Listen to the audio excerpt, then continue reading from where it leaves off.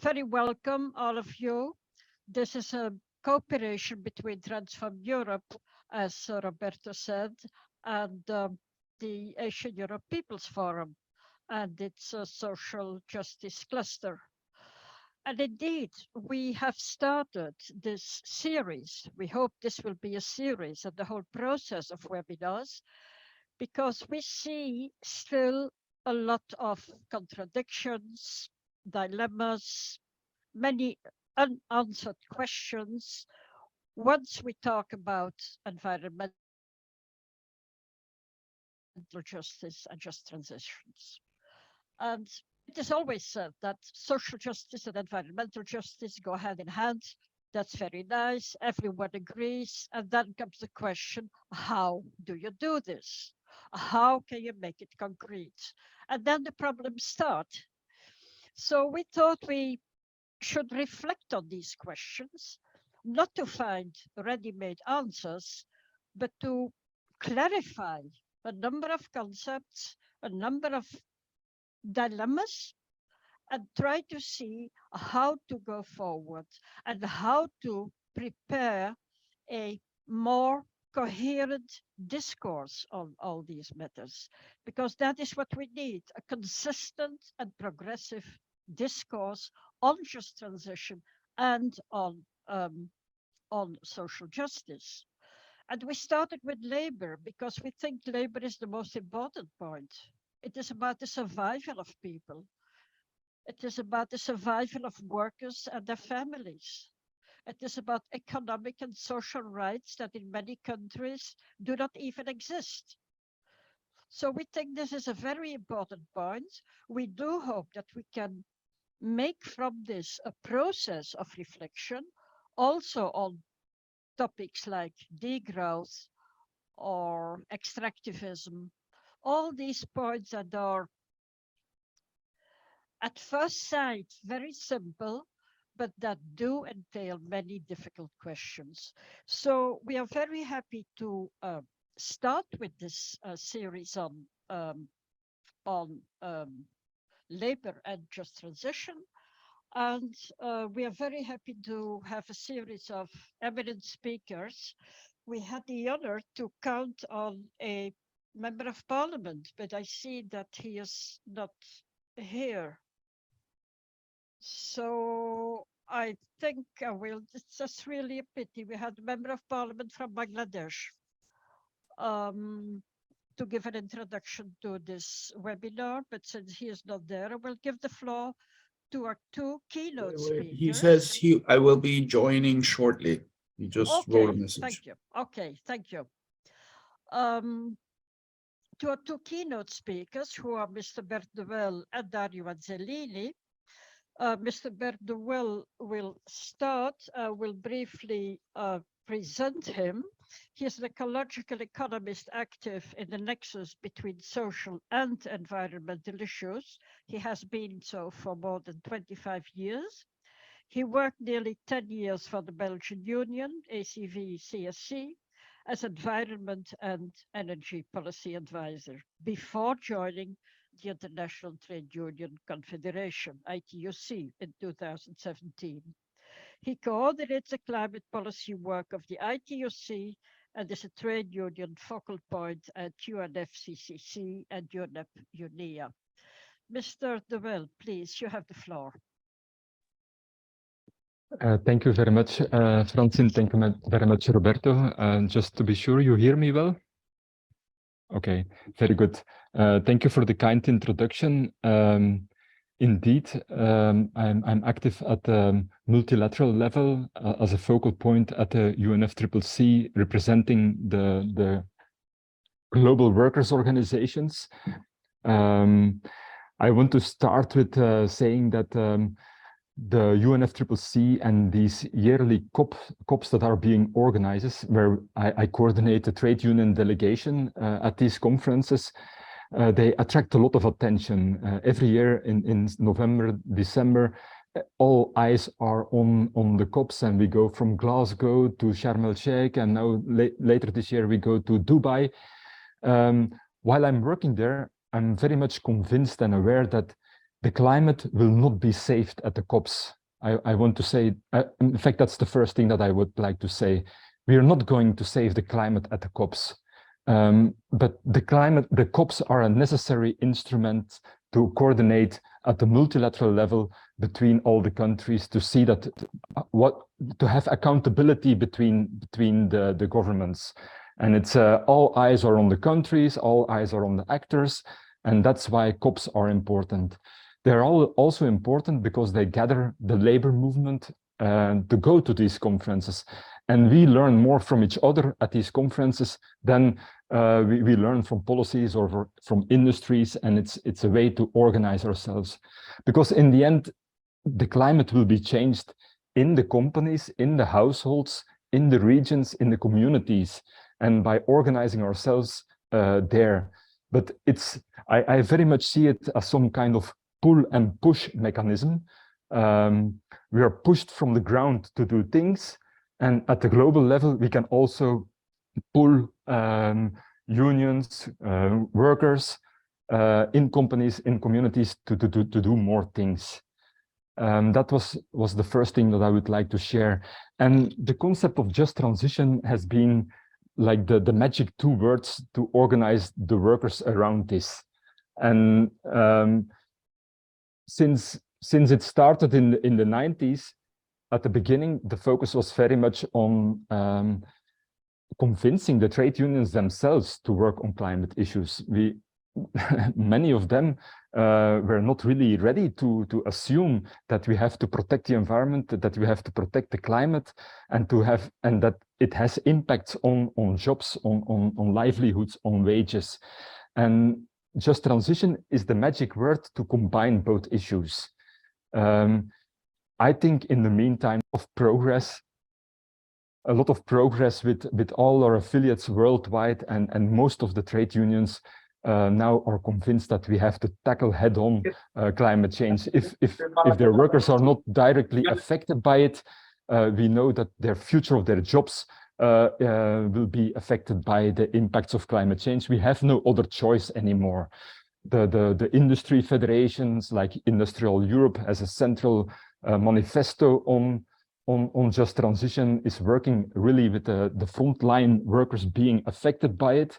So that's a second point.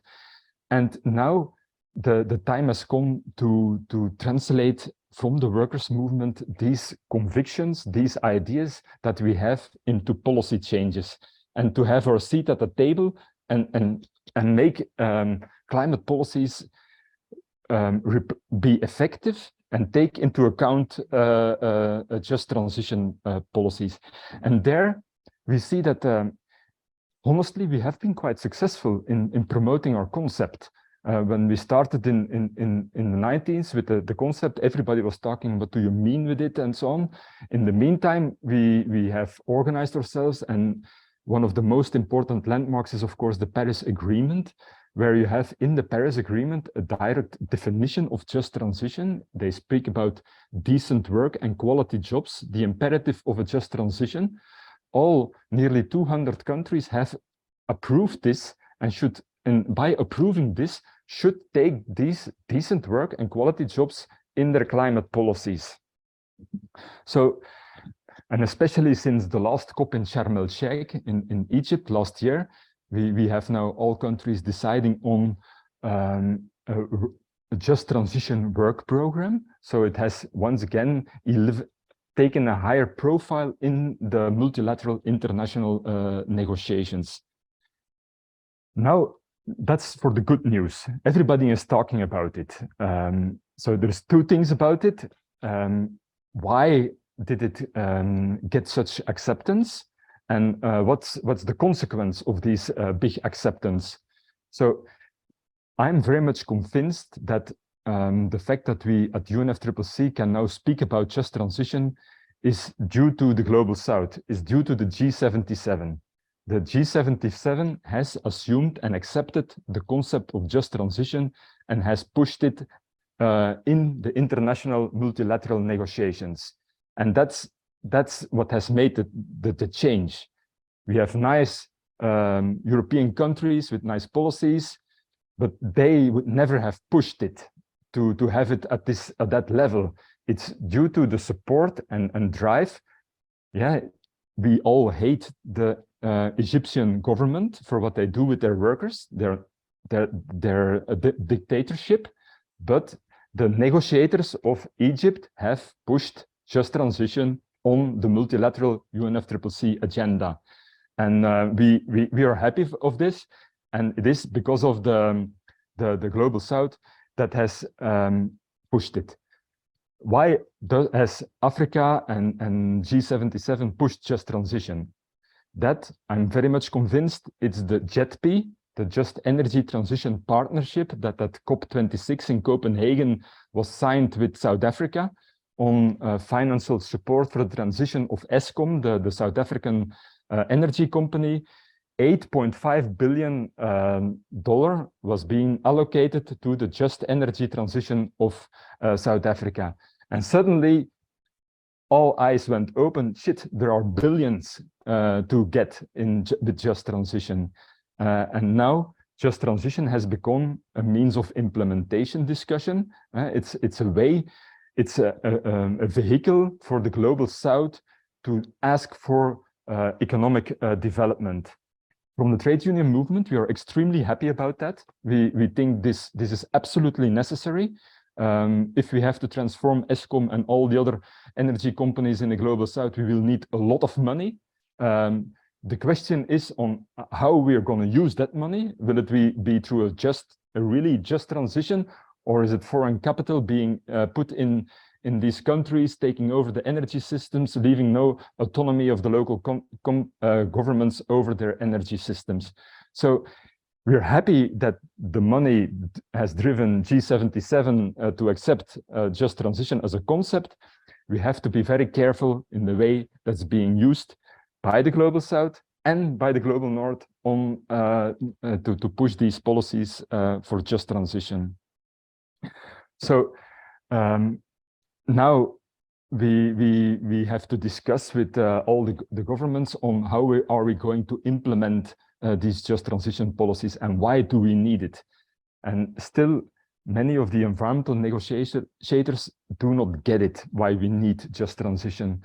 From the global movement, trade union movement and the ITUC, we propose just transition as the key to climate ambition. We have the money in the world, the money is there. We have technologies, we have innovation, but the way to mobilize this in an effective way is social acceptance and participation of communities, workers on the ground in all countries. Climate justice is the key to climate ambition. Everybody says that they need climate justice, but the environmental negotiations have no clue on how to implement climate justice. They only can speak about $100 billion a year from the rich countries to the poor countries, and the efforts that the respective countries have to do in reducing their emissions. But really implementing justice in societies, in the transition to new energy systems, to the impact on agriculture, the impact on food. How do you do this? How do you deliver justice in climate policies? The environmental negotiators have no clue. They don't know how to do it. And that's our big job that we want to do with the Just Transition Work Program. Link the Just Transition Work Program to the ILO fundamental rights and instruments that exist. How do you get equitable policies? It's not a minister that says this is equitable for this group of workers. No, you negotiate with them. So you negotiate with organized workers, and the deal that they make is the equitable deal. That's equity. How do you negotiate with workers? That's allowing social dialogue, allowing freedom of association. In Dubai, they don't have free trade unions. In Egypt, the free trade unions are in jail, the representatives. So you cannot deliver equity on the ground in climate policies without the trade unions. You, of course, in Latin America, my friends from Tuca CSA will say, social dialogue, you're a nice guy, Bert from Belgium, that you can speak about social dialogue, but we are being shot in Colombia, so social dialogue doesn't exist with us. So, of course, social action is the other side of the coin. in order to get a seat at the table. And it's nice to have a seat at the table, even in Belgium, if you don't know what to say and if you don't have any power to make any changes. So social action is the other side of the coin of social dialogue. We all know this, and we organize in these different ways to get a strong voice at the table. Social protection is the other aspect of just transition. It's part of it. It's part of our toolbox of delivering social justice in the climate policies that we need. And yeah, sometimes I'm in these climate negotiations and then negotiators say, social protection, what do you mean with this? These instruments exist. We have programs to get the funds for the least developed countries. It's the accelerator program of Antonio Guterres, the Secretary General, to help the least developed countries to implement universal social protection systems, not insurance schemes where the insurance sector is going to benefit again of the poorest people. We have these policies and they need to be implemented. And that's what, in general, we try to push through our work on social dialogue, pushing it in the climate negotiations, labor rights linked to the fundamental rights, updating the ILO guidelines on just transition and making it clear for the environmental negotiators in the climate policies to implement it. And that's the work that we have this year and the following years to make the new climate plans, the new NDCs more social just through our instruments that we know. There's two small comments that I would like to have to finish. Often in many groupings, I see that people start speaking about just transitions with an S. There is not one just transition, there is many just transitions. We have to broaden the definition. I'm always a bit skeptic when people say that, because my experience learns me that if people start speaking about many versions of just transitions, it's usually the trade unions that fall off. They start engaging with all kinds of stakeholders, and then suddenly the trade unions, organized labor is falling out or gets a lower space. So that's why we always have to be very careful and explain very well the difference between social dialogue with social partners at the table and broader stakeholder consultation with everybody else. I'm telling to all the negotiators all the time, we need everybody at the table to organize our just transitions. But if the workers are not at the table, it's not just transition. So that's the one point. And then the final point, just transition is also being used in other international fora and so on, because it's a popular concept, everybody picks it up. And for example, there are plastic treaty negotiations. I saw that there was also somebody on the call from the waste pickers organizations, the informal workers. And also there are tricky issues. We have to be very careful. The informal waste picker organizations have been very successful in putting just transition and worker issues on the agenda of the plastic treaty negotiations. But we are happy about that. But we think if we have to get rid of plastic pollution, we have to see the complete value chain of plastic. We have to go from fossil fuel recuperation, the chemical sector, making plastics. Why do we use plastics? And everywhere there are workers involved, and they need to receive the attention in the discussion. And now governments really like the waste pickers. Oh, there's a sad situation on these waste dumps. They need better prices, and we have to take care of them. And they are being, honestly, in a certain way, abused in order to protect the interest of the plastics industry, because the plastic industry wants to focus on recycling and not prevention of plastic. And that's another thing. Under the flag of just transition, we have to take care that social justice is being done to all the workers involved, not some pet teams being pushed by certain multinational companies. This is a final thing that I wanted to share in this discussion with you.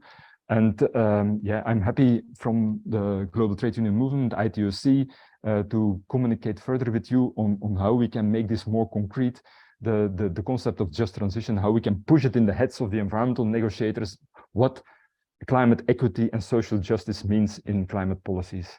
And I also have to apologize. I'm in fact in another workshop here where I have to head off in a while, but I'm happy to stay on a little bit more. Thank you. Thank you so very much, Mr. Noel. I think you pointed rightly to the most important points and the points that we really have to focus on. And I'm so very happy that you spoke about the importance of organization, the lack of strategy, in fact, and the role that the labor movement can play and must play in this whole question. And of course, the point that we need social dialogue and social action. So I'm very, very happy with your message. I think our commentators will answer your many points, especially the point about the plastics. This is really very important. Mr. Shamin, we are very, very happy that you are with us, but I would prefer to give first the floor to our second keynote speaker, if you accept, and then give the floor to you, if you can accept this. Is it okay? Yeah, is it okay? It's okay, madam. Thank you. No problem. Okay, Carry on. thank you so very much. Because the keynote speakers will complement each other, I think it is better to hear them one after the other. So I would like to present Dario Angelini, who is with us. He is a sociologist and political scientist from the University of Zacatecas in Mexico. He focuses in his work on labor studies, workers, local self-management, workers and social movements and social transformation. We work with him in Transform, and we hope he will also give us a very interesting speech. Thank you so much. Dario, the floor is yours. Hello to everyone. Thank you very much to Roberto and Francine. Hello to Benjamin. I have the occasion now to meet, even if it's just virtually. I wrote to him and he sent me important information and material. So I just want to go a step back to talk also about the different interpretations and why and what the parameters are we should or maybe could apply to talk about work and labor in this transition, but also about other things. But first of all, I just it's as social scientists, it's often a bit you have a bit the role of the advocate of the devil. So I work with unions and I work with labor things mainly and with social movements. And if we look at this whole climate discussion, obviously like the concerns expressed also by movements and by trade unions and workers in this transition are justified. They're justified in the sense that if you look at the newly created supposed jobs in this ecological social transition, so we can see, first of all, they happen in sectors that are not unionized. It is a devaluation of work, which goes along with a devaluation of the income and of social security, etc. It's more than like in the different countries, depending on the sectors, but it's always around between 65 and 80% of the newly created supposedly transition jobs are for men. So it's something that is pushing women out of the market, while at the same time it's used to put young people in absolutely precarious jobs, etc. And this is just like looking at the sector of the jobs that are happening, because I will now, when we talk about I'm referring to this concept of sustainable work, and I will explain why, and also the difference to green jobs, climate jobs, and all the other stuff that is like flying around and creating more confusion than transition, I would say. But what I wanted to add, I have obviously, if we look like, for example, at the Just Transition alliances that there are, they're often exactly the transport unions or the service unions are in there.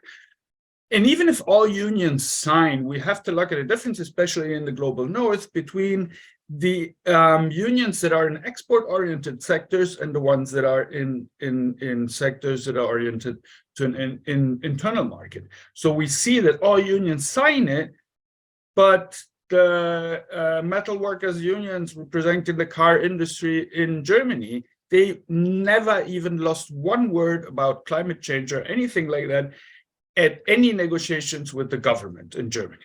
Yeah? When it's with the government, yes, I got the insights from the last talks they just had about the laws. It's about working places, nothing else. It's the dimension. Internally, they do all kinds of training, etc. But I also would say, still under the illusion that for 300,000 workplaces in the industrial sector that are being lost, 300,000 in the industrial sector have to be created, and that's also an illusion. It will not happen. So that's, I think, one problematic thing there. So I just would like to open here now to be accompanied a bit by some graphs. Let's see where it is. Okay. It's here and now.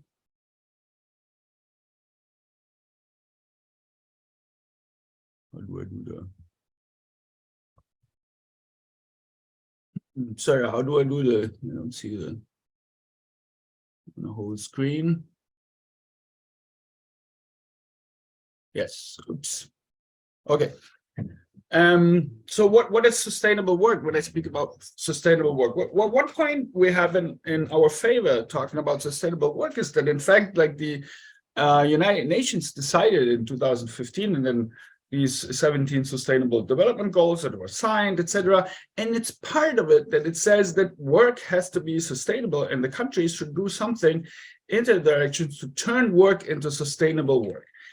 It is not very precise about what, and it's something that has to be filled, and probably also different from country to country in discussions, and probably more struggles than discussions.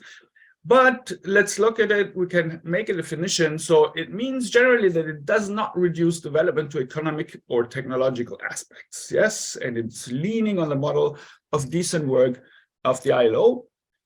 Means that work should start also from the needs and potentials of the subjects, and not provide only social and economic security, but also opportunities for personal development. So it can enhance, that's what the UNDP says, human development when policies expand and produce remunerative and satisfying work opportunities, enhance worker skills, etc., their rights, safety, and well-being. So another important aspect is the ecological aspect, so that we say that the production of labor and life are ensured. And that's, I think, an important difference, because what we need are jobs that are doing exactly that, where I ask myself, if I do this job, can this job still be done in 80 years in the same way? Yes. And if the answer is no, it means this that this is not a job that is contributing to a socio-ecological transition. Yes. Then to expand the understanding of work beyond paid labor. So this artificial separation between productive and reproductive, commodified, non-commodified, formal, informal work. So all activities obviously have to be oriented towards a model of sustainable work. And that means also that we have to recognize all these activities as work. Yes. And then to consider economy, social issues, and ecological issues together as a whole. So sustainability cannot just be in just economic sustainability, and it's not. No, so it's for example, well, I think it's good. We don't need it. I'm rather going a bit further. So the other issue is, like, what does it mean sustainable versus renewable? Yeah, we had this thing, for example, like with the recycling, the example that we just heard. Yet that's the issue. So it can be recycled, but it doesn't mean it's sustainable. It can be renewable, but it doesn't mean it's sustainable. Yes, so big dams are not sustainable, but they produce renewable energy. wind parks, solar parks. So we have in this whole transition some kind of, I would say, ecological imperialism, where like the northern countries are using this like renewable energies and all this discourse to then like take hold of, like, on one hand, like the dams and huge wind parks, etc. But on the other hand, it's also just like the discussion or the transition we're doing now, which is no transition at all. It's just substituting fossil fuel mining with lithium and other mining. So and obviously controlled mainly by the global north. And if it's not controlled by the global north, you risk a coup like Bolivia, where Elon Musk himself, after he's had been accused to have supported the coup, said he didn't even deny it. He just responded on Twitter and said, "We coup against who we want to." Yes. So why is it important to try to apply this concept of sustainability to work? I made a little example, but maybe it becomes much clearer if we look at what is defined as green jobs, climate jobs, low carbon jobs, and all these things that are invented, or terms that are flying around. Yes. So green jobs, there's no discussion. It doesn't encompass the dimension of any dimension beyond paid labor. It's about like just paid labor. It does not consider the social and ecological implications of work. No? Some might, but not. It's not part, like, inherent to the concept. It does not aim at the structural transformation of the work-oriented society. They're often linked to ecological modernization and the idea of a technological fix. So the idea that we can continue to consume as we are consuming, and we will have technologies fixing all that and solving all the ecological problems. And all in all, it's often used to inflate numbers. So jobs are declared suddenly green jobs just to increase the number by, we had these park rangers, but now they're green jobs. So, oh, wow, we have like 30,000 more green jobs to count, or other stuff. Or including like examples that are so absurd, like the United Kingdom, for example, who's including the whole nuclear industry, the National Nuclear Power Academy, and even traders of emission certificates and employees that do green accounting. They're all green jobs, or like low carbon jobs or climate jobs, like they like to call them in the UK. So it becomes clear that, like, this is obviously a huge difference to the idea of sustainable work. Now, if we look at just transition, and generally the transition, but even also like starting from the point, who's producing emissions?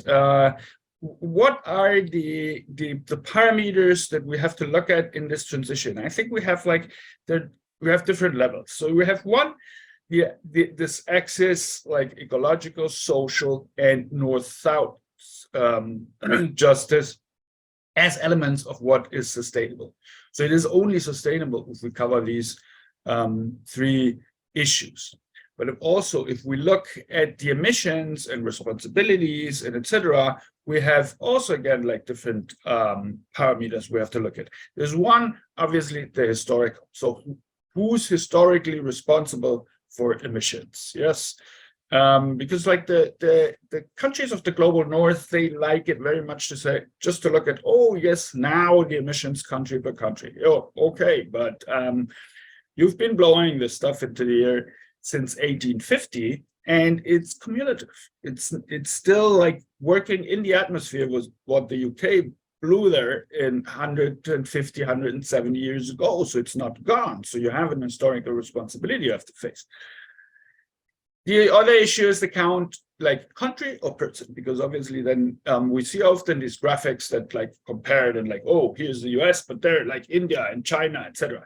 No doubts that China and India need a different policy around these things and etc. But we also should look at like the emissions per person. Yes. But then again, and I find this interesting, the last IPCC and all the reports like the IPCC, but others also over the last 1 or 2 years, indicate that the class difference inside of countries is today responsible for more emissions than the difference between countries. We have a situation, obviously, like these rich people are more in the global north, but like the 50% of the poorest people in the global north are like in many countries of the global north close to what should be the maximum of emission per person. Obviously, in the global south, they're far beneath that. But if we look at the richest 10%, they're like far over everywhere. And obviously not even to talk about the 1%. So the 1%, if we want to be clear, we have today 77 million people, the 77 million, the richest million people in the world are causing as much emissions as half, the poorest half of the global population, 3.8 billion. Yes, so just to have a comparison. Okay, so these are the elements. So what does it mean for just transition? Well, it's not a uniform, there's no general and uniform meaning for that, but it's something that is constructed in the struggles and in these things. The global north, we heard that already, uses it in a very restricted sense. Mostly it's about like the transition from coal mining or coal power plants to other forms of energy creation and what happens with the workers that were there. I have here a definition I find very useful, which says the just transition is defined as a fair and equitable process of moving towards a zero carbon society. This process must seek fairness and equity with regards to the major global justice concerns, such as, but not limited to, ethnicity, income, gender, within both development and developing countries, but its very nature, this transition must take place at a global scale. So we have now national policies for everything, but all these gas pollution, etc., they're not stopping at national borders, obviously, yes? And it has to be... Can you finalize, if possible? Yes, well, 1 minute and then so we have so an important is that a fair and equitable transition for individuals and communities, because we are again in a completely individualized neoliberal discourse about this transition.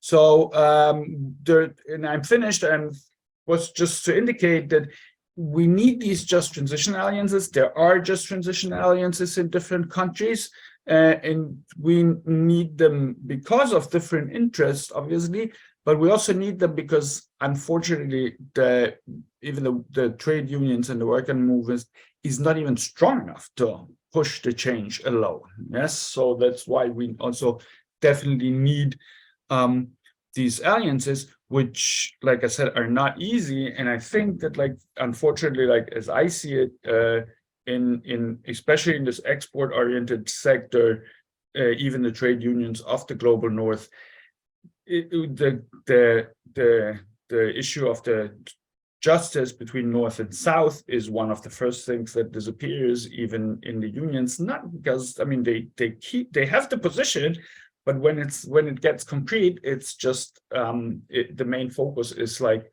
on saving the workplaces in the car industry. Yes, and that's why, like, I mean, here the unions in the car sector, I know they are all focused on mainly on electric cars, and that's not any it's not an ecological transition if we rely on electric cars. Thank you very much.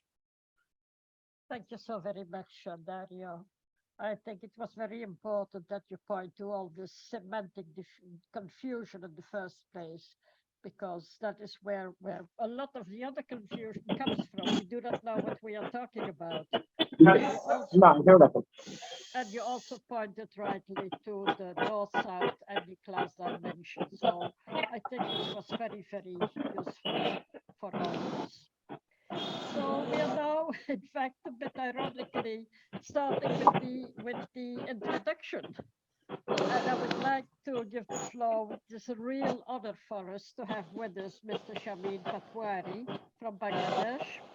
He is a member of parliament from opposition, second time, member of the Standing Committee on Law, Justice and Parliamentary Affairs, chairperson, Parliamentary Caucus on Migration and Development, Board of Trustees, Dakar International University, and head of the Chamber Atwari Jurists and Associates.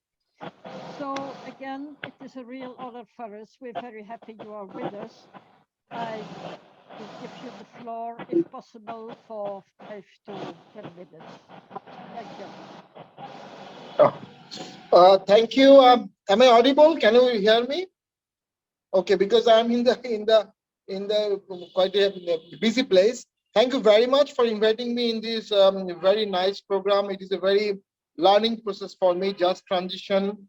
Definitely, we are facing a grave urgent danger. It's not a transition. It just we think we are facing not climate change. We're facing climate disaster, in fact. And we're in the era of mass extinction. Every year, almost 100,000 species disappearing from the earth. And we're facing a global warming highest in last 1 million years. We're facing highest glacier retreat in last 1,000 or 2,000 years. So, and recently it was predicted that by the end of this century, definitely we'll face a disaster in a more rapid speed, speedier than the 2-3 million years. So definitely it need intervention, it need interjection, it need collaboration, it need partnership, and of course it needs response. And to what extent we are able to respond? Bangladesh now is a heavily focusing on energy, definitely. But whenever, if we talk about renewable energy, I think still there are so much things to do in Bangladesh.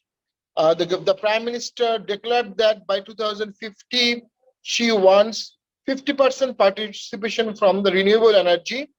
But I see there is a lack of coordination in the process, and there is lack of coordination in the ministry.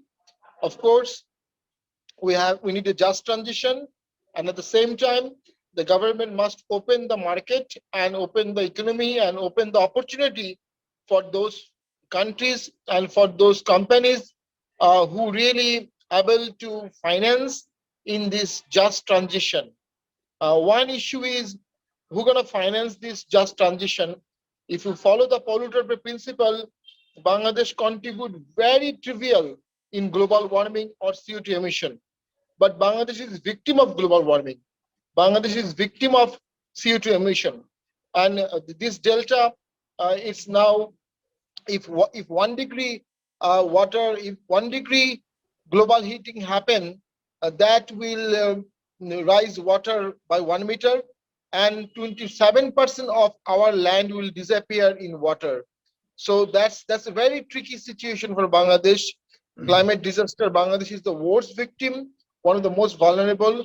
So I think we need to create a platform where the Just Transition Fund should be created, and that fund should be financed by big CO2 emitter countries, like on the basis of polluter pay. At the same time, in our constitution, we have environmental justice reference, but we don't have broader reference to renewable justice. Maybe it's high time we should add one article in our constitution that the government pledges or vowed for just transition for renewable and sustainable energy. I think that is also a demand from the civil society, and I am also raising the issue in Parliament. Thank you very much for inviting me in this session. It is my, I am also a member of Climate Parliament. In fact, Climate Parliament is one of the broader parliamentary forum. Bangladesh also have a branch, and we are also working actively on climate justice and renewable energy. But this platform, this webinar is eye-opening for me, and I'm very happy that I'm connected with you, and we'll stay connected and we'll work together hand to hand for a just transition. Thank you very much. Thank you, sir. Thank you. Thank you. Thank you very, very Thank you, much. sir. Thank you, sir. And we surely hope we can count on you in the future for continuing our work and that we can remain in contact. I think it is very important that the social movements can preserve the contacts with the political world, and so we can work together. Thank you so very much for being with us. So, dear friends, we now have 3 important commentators to the keynote speakers. And I think they will answer some of the questions. And if there are questions in the audience, please put them in the chat so we can try to have a discussion on the most important points that some of you might want to bring up. I would like to start this round with Benjamin Velasco. He teaches at the School of Labor and Industrial Relations of the University of the Philippines, Diliman. And he is a member of the labor group, Partido Manggagawa. I don't know if I pronounced this correctly, but you will know what it means. Just transition for workers is indeed one of his research issues. So, Benjamin, you have the floor. Yes, thank you. Good day to everyone. Good day to colleagues and comrades in the panel. Again, thank you for the invitation to share. Let me respond to Bert and Dario by relating the ideas they presented to just transition struggles in the Philippines. My country is the Philippines is one of the countries most affected by climate change, although it contributes little to greenhouse gas emissions in comparison to highly industrialized countries. As a result, climate change denial is marginal in the Philippines, and even politicians, even the elite, pay lip service to climate justice. In fact, a series of laws has been passed that sought to mitigate and adapt to climate change, such as Clean Air Act, Renewable Energy Act, Climate Change Act, and a so-called Green Jobs Act. The government even subscribes to the ILO Just Transition Framework. However, this does not mean that deeds match words and that laws are actually implemented. 2 sectors reveal this disconnect between the aims and reality of just transition. First, the modernization of jeepneys. Jeepneys are an informal minibus transport system. The modernization of jeepneys was rationalized by the government as a climate change mitigation mechanism. However, the imperatives of just transition and also social dialogue were notoriously absent in the execution of jeepney modernization. Second, single-use plastic has been banned at the city level and towns in the Philippines. A bill pending at Parliament demands its prohibition at the national level. Banning single-use plastic is an environmental good, but it will also directly impact thousands of jobs. However, there has been no move from either government or employers to prepare workers for a transition. If the proposed law is passed, it will take workers by surprise. Let me first discuss jeepney modernization as a case study of just transition or the absence of it. Just 2 months ago, and for the first time since the pandemic, a transport strike was launched to call for the scrapping of the jeepney modernization program.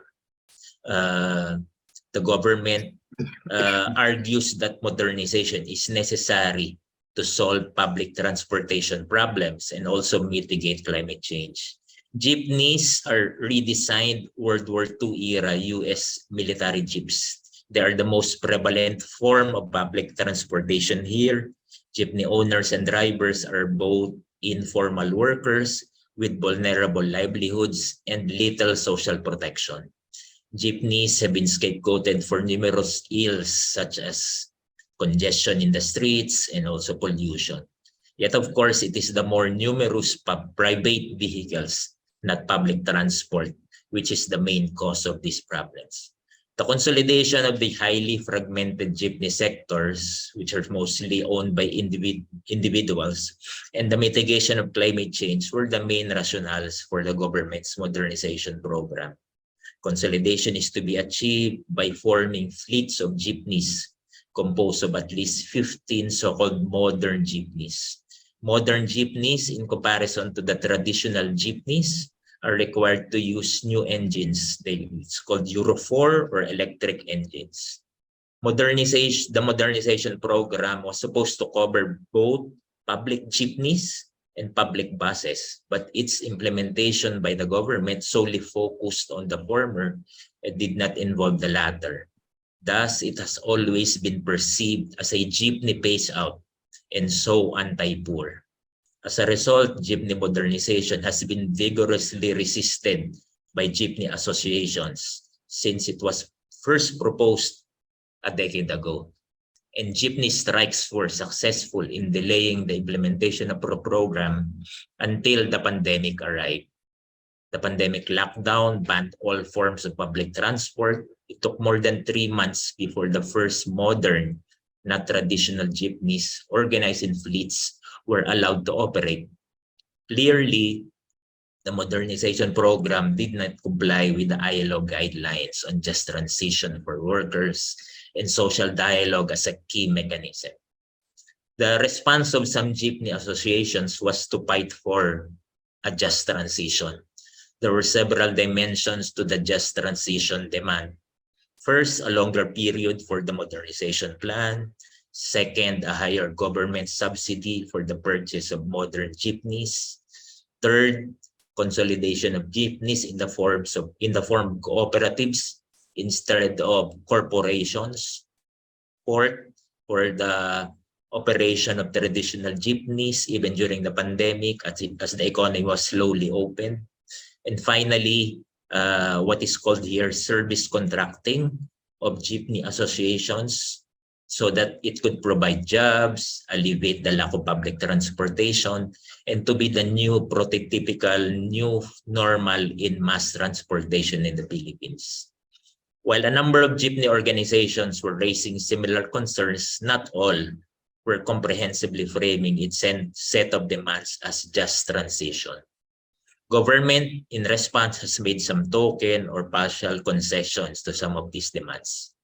The big problem is actually financing. Funding jeepney modernization is costly. Each modern jeepney costs around 2 million pesos or around $40,000 US. Transitioning an estimated 200,000 traditional jeepneys will cost 800 billion pesos or $4 billion US. Of course, under the present circumstances, the government is in no position to fully subsidize the transition. Instead, the burden is being passed on to informal workers, either by pushing them into debt or by pushing them out of their livelihood. Corporations can then take over the transport routes. Moving on to the question of the single-use plastic. In the Philippines, bans on the use of plastic bags have been enacted in more than 300 cities and towns. The proposed national or nationwide ban will be a game changer, as it will provide for a gradual phase out over a few years for the different types of single-use plastic. The prospect of a national ban poses the jobs versus environment predicament. The employment impact is nonetheless marginal, as only 18,000 workers in some 129 plastic firms will be directly affected, although there will be another 9,000 workers in the midstream plastic industry, which will be indirectly affected. The most vulnerable would be 14,000 production workers. These numbers are not insignificant, but still minimal in comparison to the 40 million labor force or even to the 20 million workers in manufacturing. Further, the number of single-use plastic firms peaked in 2014 and then has been on a decline. Nonetheless, the number of workers has been generally but slowly increasing over the years. In any case, the fact that directly and indirectly affected workers number only in the few thousands imply that sufficient aid will not be a big financial drain on public coffers and even on public-private profit, as the pandemic assistance has shown, assistance to millions of formal and informal workers was possible and feasible, just given the political will to confront a pressing issue. An exploratory study we've done shows that workers in single-use plastics are aware of the harm spawned by plastic waste, and also of the health hazards of working in a plastic factory with only rudimentary personal protective equipment. These workers have a range of opinions regarding the ban. Some oppose them because of the expected mass layoffs. Some accept them as a necessary solution to plastic pollution. However, the agreement to a ban is predicated on the existence of alternative livelihood for affected workers. Even workers who initially held contrary views on the ban changed their opinions once the components and content of a just transition is explained.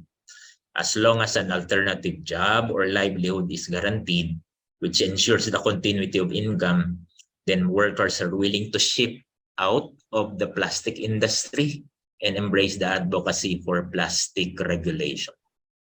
Unfortunately, there is an utter lack of information dissemination on the side of plastic firms and also on the side of government agencies about the proposed ban on single-use plastic. No information about necessary adaptation measures to prepare workers for a transition. No consultations have been done involving workers, no awareness raising on the proposed ban, no education on what is just transition, and no necessary socioeconomic preparation such as alternative livelihoods, retraining programs, and also immediate assistance. If any, information about the ban and knowledge about possible alternatives have come from groups that are in the intersection of environmental and labor campaigns. A serious education campaign among workers is also a necessary step in ensuring that social dialogue, of course, transpires for these workers in the single-use plastic sector. So in conclusion, let me point out three things which both relates to what have been discussed earlier. First, the intersection of social justice and climate justice is, I believe, at the heart of the concept of just transition. Workers will resist climate mitigation and adaptation if they feel that they are being sacrificed through job losses or through reduced incomes. But they can embrace change as long as decent work, social protection, safer workplaces, and improved conditions are part of the deal. Second, just transition have cost, but I think it's still affordable.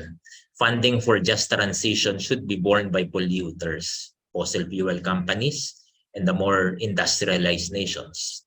Thus, the necessity for climate financing for countries such as the Philippines, which are disproportionately affected by climate disasters. And lastly, in the Philippines, the scaffolding for promoting just transition or even green jobs presently exist in legislation and rules. However, as the tragic case of jeepney modernization shows in terms of just transition, and also as the failures of the law on in the Philippines solid waste management reveals in terms of enforcement, there is frequently a disconnect between the ideal and what is real in terms of policy making. It cannot be taken for granted that since laws, rules, policies, and pronouncements are in place for just transition and also for social dialogue, then it is merely a matter of implementing these policies. Regulatory capture by corporations and by the elite is very transparent in the Philippines, which of course begs the question, what reform under capitalism can we actually achieve? So let me end there and thank you. Thank you so very much. I think this was very interesting for hearing concrete examples on how it works and how it does not work. and what the importance is of doing as if it works and that it does not. So thank you very much for these practical examples. Schubert, I would like to ask you if I can ask some more patience from you, because Nalina will have to leave us. So I would like to give the floor to Nalini first, and then you will be the last speaker. Is that okay for you? Okay, thank you very much. So Nalini, if we could see you, would be so much nicer. I give you the Yes. floor for a maximum, absolute maximum of 10 minutes. Thank you so much. Thank you. I know we are all. Sorry. Let me tell the audience who you are. Co-founder and executive director of Haziru Dala, a social impact organization that works with little over 25,000 waste pickers in the state of Karnataka and Andhra Pradesh in India. So you have the floor. Thank you. I think I'm not going to take too much time. I think quite a few important things have been laid out. I really want to, as you know,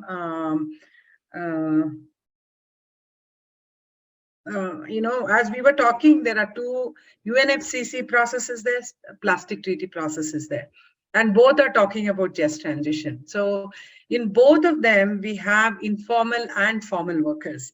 So when we are talking about it, I agree with the previous, speakers that we need to have a uniform language, uniform understanding, and uniform demands from both the treaties, and in the past we have seen convention of biological diversity convention where indigenous rights were upheld. So we should really look at how they did that and whether is there any lessons to be learned from that for us to take it forward. So we work with waste pickers, and we specifically in Karnataka, we had about 50 waste pickers from different parts of the state came together to articulate what is just transition. So we had 3-month long process where we talked about how does just transition look like? What is green jobs? And I really like the discussion today on sustainable jobs. That will be a criteria for any job checking, right? So, so these are some of the things that when we talked about, what came out is that transition is possible and we are willing to do it. So very clearly, workers are saying that. The question is whether we are ready to provide what they are asking for. Is there money for providing what they are asking for? And when we actually process the whole demand and all the things that ILO has listed as just transition, they also listed. In addition to that, they had 3 more asks for the just transition. One of the main thing was the time, which none of us give them. We say tomorrow landfill is closed, tomorrow the single-use plastic is closed. There is no time, but there is also no space for them to manage this shock. And that is the truth of it. So how do we actually, all of us together, talk about it? So when we are really talking about the environmental justice and the labor justice and just transition, we're just looking at UNFCCC, at least in our country, only the environment ministry is coming. Where is the labor constituency of the ministry? Where is the social justice constituency of ministry? Unless all these 3 people come together, it's very, very difficult to articulate what is just transition. And also in plastic treaty, the last speaker was talking about, where waste pickers have, of course, have gotten the space. We got the space even in COP when we were in Germany, Bonn, long time back. They did include waste pickers even then. And of course, in plastic treaty, even now, they've got a very, very, very good space till now. The thing is, they are not asking justice for themselves. And they are talking about the workers right from the production of plastic till the recycling. They're very, very inclusive. Even when the environmental groups came together, the waste picker said, we are ready to have life without waste picker, without plastic. Are you ready to give us the other jobs? We are ready to do it. They demanded. There was a corporate which came and told one of the waste pickers from Chile, we would really like to talk to you. And she turned back and said, the day you stop creating multi-layer plastic which is of no use, the day you reduce the hazardous chemicals in the plastic, you come, we will talk to you. I think they have become really the forefront of environmentalists also. Now the problem is, we as an organization, we as citizens, we as trade unionists, we as environmentalists, are we willing to listen to them, is the question. So there should not be any fear that waste pickers are pushing for continued use of plastic. It is not true.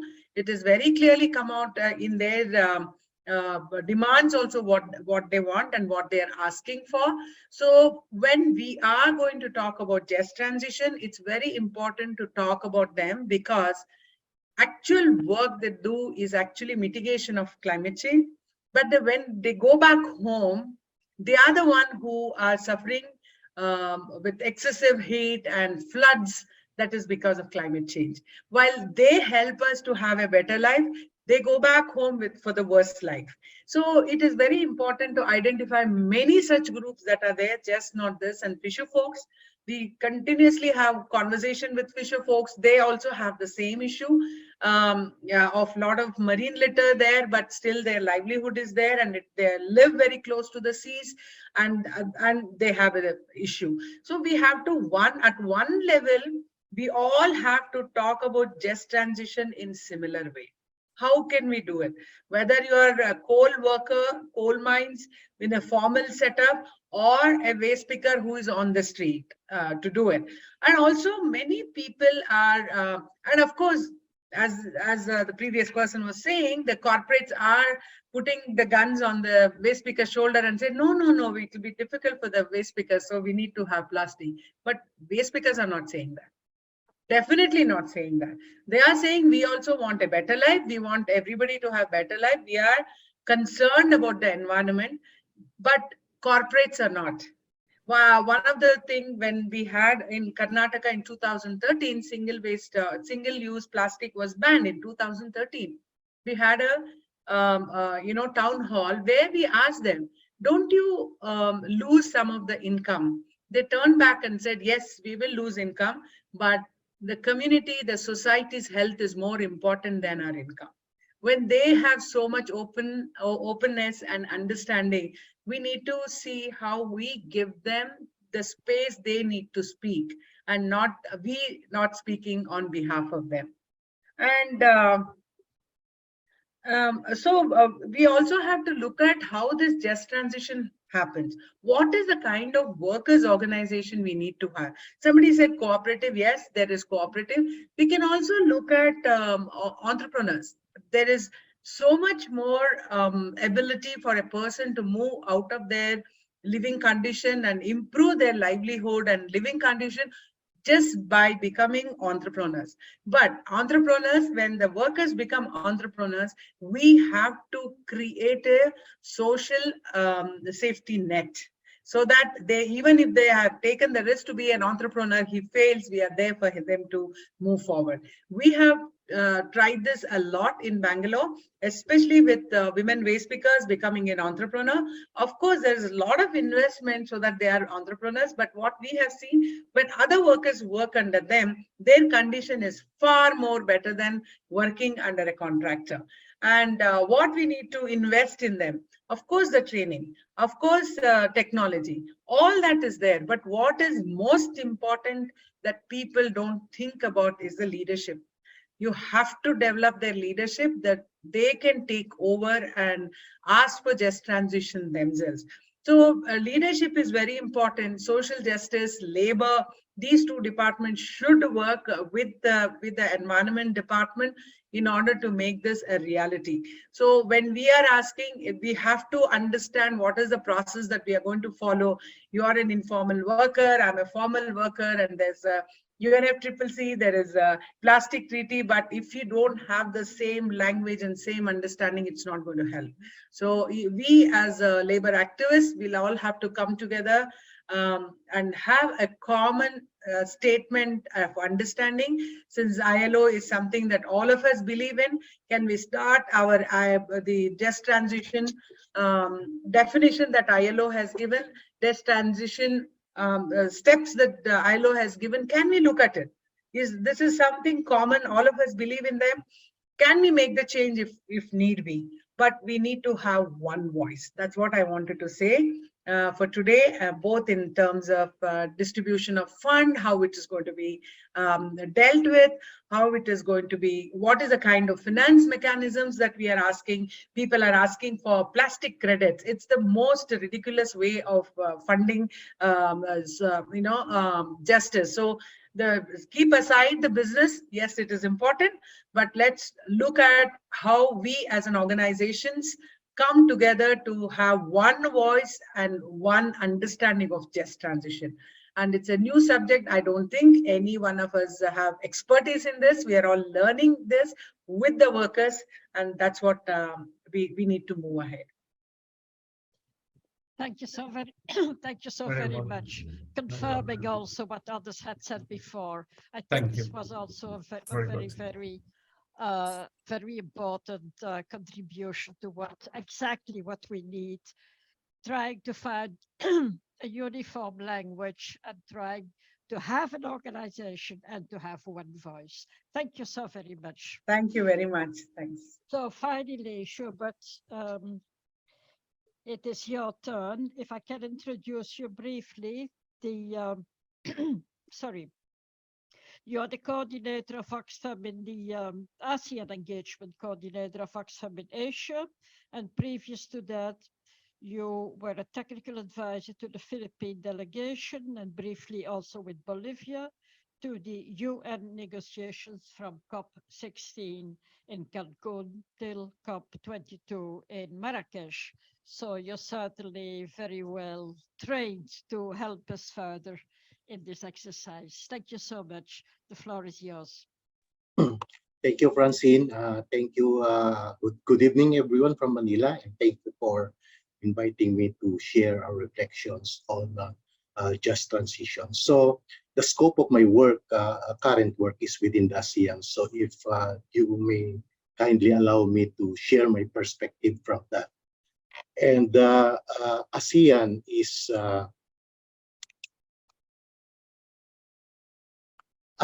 a region at the forefront of the climate risk, and it is home to three of the world's most at-risk countries, namely Myanmar, the Philippines, and Thailand.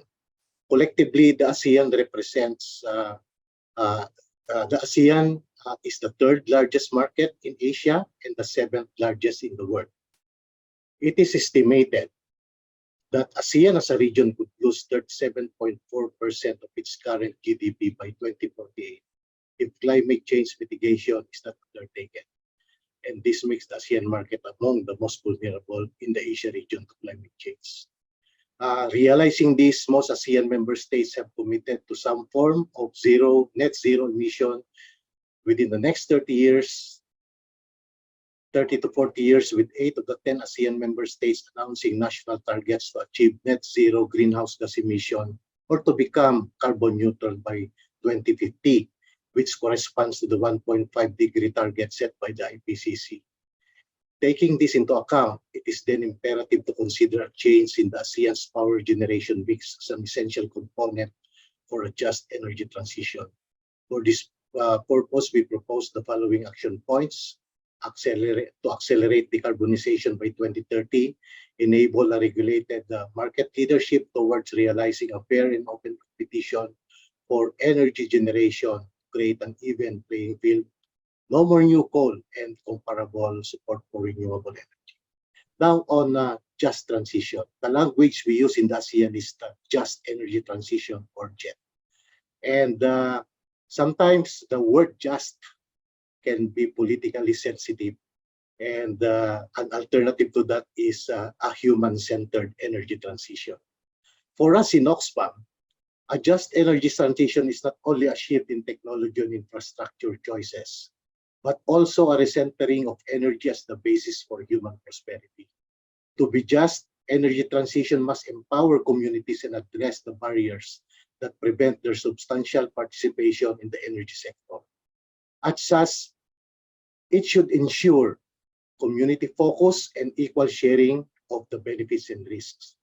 A just energy transition should harness the opportunity of technology to improve the balance of inter-community benefits, minimize the concentration of adverse impacts on marginal and vulnerable communities, and consider the full life environmental impacts of each technology option. Clean energy can improve access to education and healthcare, open new economic opportunities, and reduce unpaid care and domestic work, and address gender-based violence, which in turn will benefit women and communities. Dario mentioned sustainable work and the possible displacements that can be generated by shifting to new technologies. We believe that this should be addressed. The retooling and the reskilling of workers should be part of the package of support in transitioning to clean energy sources. May I also take the opportunity to emphasize or to put on the table on how just energy transition can also contribute in improving the quality of life of the unorganized, unrepresented, and invisible informal workers who works in jobs that are predominantly precarious, undervalued, and mainly in the agriculture sector, a majority of whom are women who earns less than men and have no access to benefits such as sick and maternity leave or social protection, and are often vulnerable to abuse and exploitation. I was in a regional conference in Bangkok 2 months ago, and the topic is about enabling social protection for informal workers. And I wonder, I asked the organizers, where are the informal workers in the table? And there are none of them. So maybe this is an important consideration also for us to reflect on. Lastly, just energy transition should empower community-owned energy systems and enable their substantial community inclusion in the renewable energy industry. With that, that is all from my side at this point. Thank you very much. Back to you, Francine.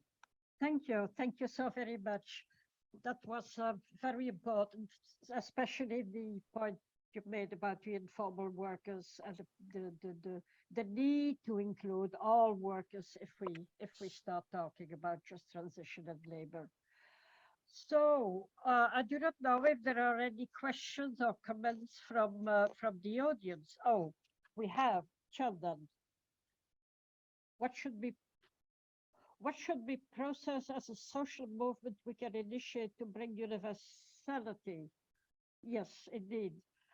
What efforts have been initiated to create alternative employment in order to advance the agenda of Francine, I think you have to speak much louder, or you have the I'm lowest microphone. We can't, even Yes. with the microphone, it's still much lower than anyone else.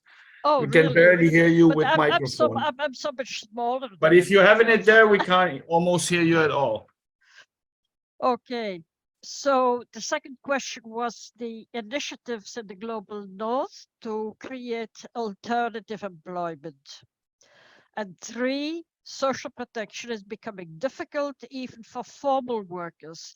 How can we ensure the same for informal workers alongside discussing about just transition? I do not know who wants to try to answer these questions very briefly because time is running. But I think these are 3 points that I would have mentioned at any rate in the conclusion. I think these are very, very important. The uniform language, the trying to speak with one voice, the alternatives that we have to find in and around employment, and the third question about the social protection for all. So who wants the floor?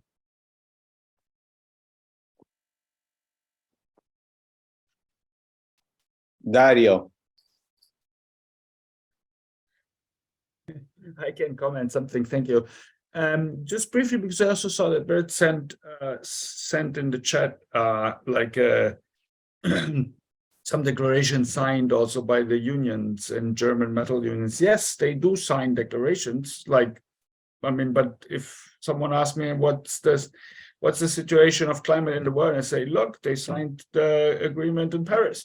But that doesn't mean anything, unfortunately. I mean, you have in the car industry in Germany, you have, like, meanwhile, over the past 2 years, in a very local level, you have a collaboration between the car workers union and Fridays for Future and ecological movements, because on this low level, in some places, they understand how it's connected and can bring these things forward. But as soon as we are on the highest level of the unions, and the car industry in Germany is, even if it is not the most important industry anymore, but it's felt like the most important industry by the industrial and economic minds of capitalism and government and private industry. So the car industry is always heard in Germany by the government. They're in fact the first that are heard before any decision the government takes.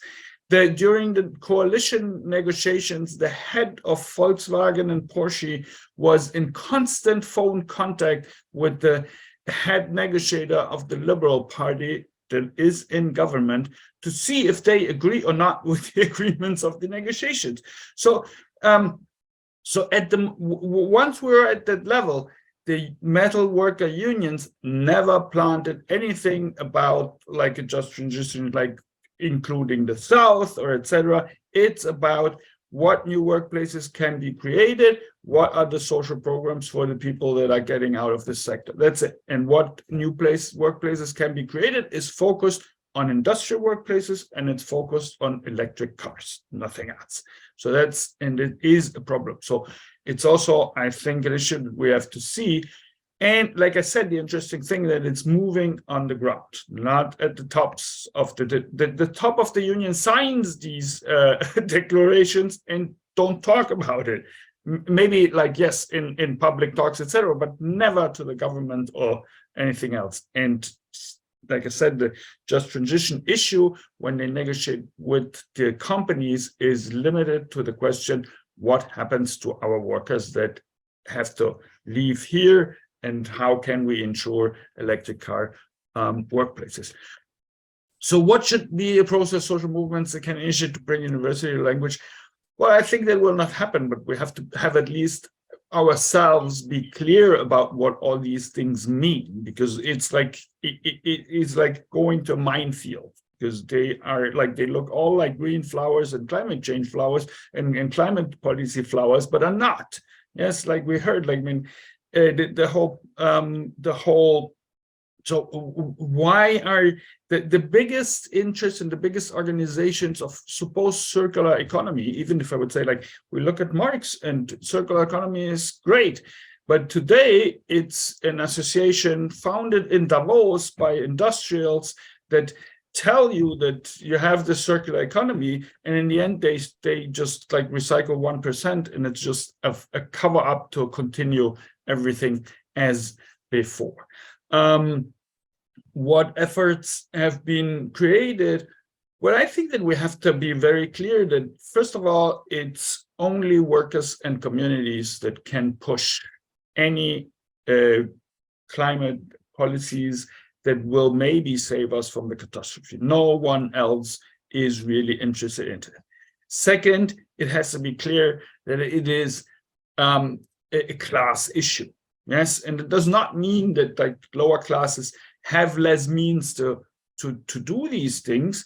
They also produce much less. So we can simply not afford the rich anymore if we don't say that clearly, because we can, like, I don't know how many thousand of the jeeps used in the Philippines make up for one flight to the space of Elon Musk because he's in a mood to do so. Yeah. So if we don't talk about these things, then we're not going to stop the climate catastrophe, because it is a class issue and we simply cannot afford the rich anymore. Social protection is becoming difficult. Yes, how can we ensure it? Well, the only thing that ensures anything is struggle, because everything else doesn't. I mean, they won't be applying social protection to anyone just because they think it's good. I mean, even these agreements, I don't remember who mentioned that before, that which is by far not enough, but the agreement, for example, that the countries of the global north had to give 100 billion to the countries of the global south to face the several measures against climate change. And the last data I read was like they gave up to now, I think, 2.8 billion.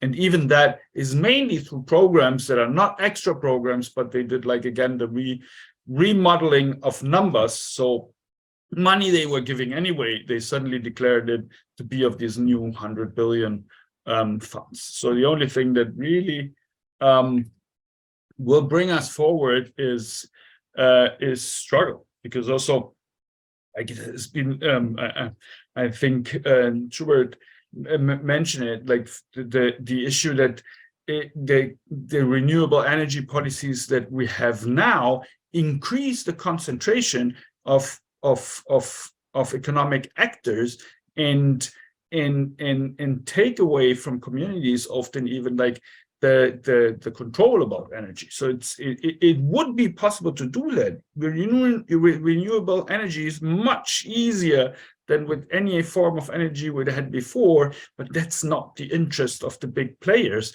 that, again, negotiate usually with governments. So it's also not the interest of governments. Thank you. Thank you so much. Benjamin? Yeah, just to share some thoughts. With regard to the question of just transition, really, it's a problem that people say the same things, but apparently mean different things, right?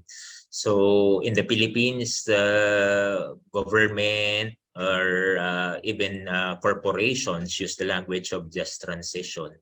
But apparently, as I mentioned, they say one thing, but do another. But nonetheless, even in terms, for example, there are solar farms that are being built in the Philippines, and the land being used there is supposed to have been given for farmers as part of the land reform program. So is that just transition? I think Dario mentioned that in passing, right? The government in the Philippines uses the language of just transition to rationalize shifting to modern jeeps. So apparently it's really just focusing on a technological fix, but without giving flesh and substance to the question of improving the lives of ordinary workers, formal or informal in status. Okay? So I think in terms of defining just transition, one fundamental thing is that workers must be involved in, they must really have a say what is just transition for them. I think at one time I read it should be just transition for workers, just to make sure that it's differentiated from the just transition as meant by corporations or by governments. I think Dario also said this earlier. A more robust definition of just transition would involve questions of redistribution, its intersection with questions of not just class, of course, but gender and colonialism, right? So with regards to the third question, the social protection, I guess just transition should involve the question of redistribution. I think social protection is very affordable. It's just a matter of taking from the rich to give to the poor, right? Funding, how do we fund all these programs in order to ensure better lives for the people? So yeah, thank you. Thank you so much. Schubert, you want to add something? Yeah, I think we have all the good words to say about social protection. And I agree with my colleague here, Benjamin, that it's a matter of implementation. In the ASEAN, there is a declaration on strengthening social protection, particularly for women. And we have actually proposed that it should include informal workers who are mainly invisible. We also proposed a social protection framework that will empower women in the region, but I don't have enough time to discuss that. Maybe Francine, I can share those documents with you, including our specific recommendations on enabling a just energy transition in ASEAN for those who are interested. Thank you. Thank you so very much. I think this was a really very, very useful webinar, a very useful discussion. I have been trying to find out on what points specifically we as AEPF and hopefully also Transform can continue the work. And I found 3 points that may deserve more reflection and more work from us. The first is this one language, one voice. And it is clear, as Benjamin said, this is not about using all the same words. It is about using also the same meanings, so that we have one concept with one meaning for which we can mobilize, for which we can work. And I think this is really something we could work on. The second point is the point of social protection. That, of course, is the issue that the social justice cluster has been working on for years. And we have made a charter for global social protection rights. So this is something we can use and can improve to take in the whole dimension of the just transition. It is now mentioned, but nothing more.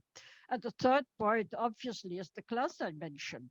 And the point that all workers have to be included. And also the very important point, I was very happy to hear this from, I think, from all the speakers, that workers are the ones who can really take care of the environment and can really work for a just transition. It will have to come from the workers, and it will have to come from all the workers, formal and informal, and women, and so on.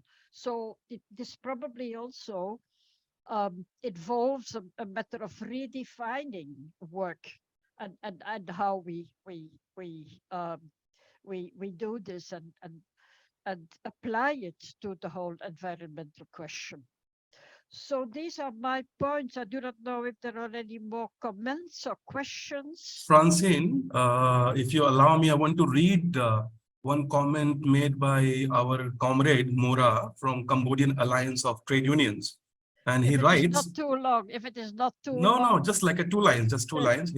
He writes, I do agree with the previous speaker that safety net is very important. To government to be more responsible and bringing corporate to be more responsible too. In terms of social dialogue, it will work only if freedom and right to association have been guaranteeing, otherwise it will not work, especially country like Cambodia and other Southeast Asian countries. It is just government and employer manipulate dialogue. So that's what it was. Yeah. Thank you so much. Anything else, Roberto?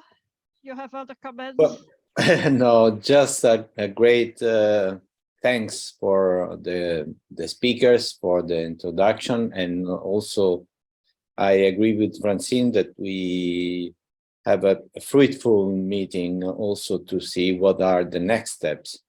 And I agree with Francine in the three points that she focused. And particularly for me, it's crucial in this language that we are struggling with the powerful people. The class struggle is crucial, and I suppose that I could also change the meaning of this, but but I think will be useful for us to regain this dimension of the struggle, and to do it not at the local level but in the global level. It's a difficult task, but it's the only way that we can solve our problem altogether. So as Transform, I agree to follow up this process and to give more space and more room to these discussions. And following the just transition, we will try to have a path that can improve the relation between us and within the North, the global North and global South, and to define a global exit from this climate crisis that we live in. So thanks again, and thanks to all of you, and thanks to Francine and the AEPF to force us to work together. And see you soon. Okay. Thank you so very much. Thanks to all the speakers. Thanks to the audience. Thanks to Sheldon for his help. So let's hope we can continue this process. And of course, we will keep you informed.